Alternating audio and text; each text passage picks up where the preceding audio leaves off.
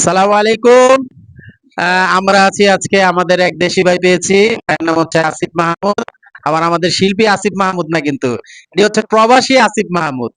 যে তার কাছ থেকে আমরা জানবো যে ভাই প্রবাস জীবনে তো আসছেন কতদিন ধরে? এই তো ভাই ১ বছর হইছে ভাই। ১ বছর শেষ হইছে। ১ বছর শেষ হয়েছে। ১ বছরে আপনার জীবনের বাস্তব অভিজ্ঞতা থেকে এই প্রবাস জীবন সম্বন্ধে আমাদের সাথে একটু কথা বলবেন।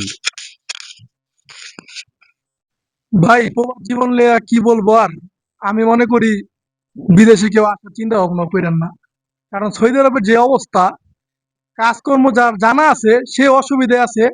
আর যে কাজকর্ম না জানে সে তো আরো অসুবিধায় আছে। এই আজকে পার্কে আসলাম।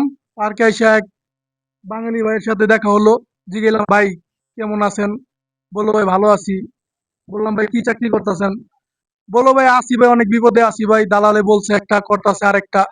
দালালে বলে যে আসার আগে বলে মিনিস্টারি ভিসা আপনার জন্য প্রস্তুতি আছে। আইসা ধরায় দেয় একটা ঝাড়ু আর ধরায় দেয় একটা ব্যাগ। এবার রাস্তার কামে লাগায় দেয়। বেতন কত? ৬০০ রিয়াল।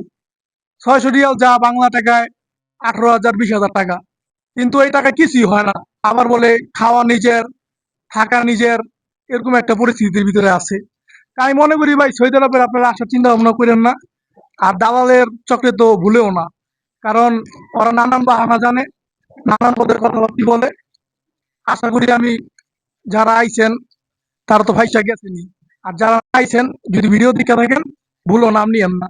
দেশে ছোটখাটো একটা ব্যবসা করেন, কামে লাগবে। এই আমার কথা।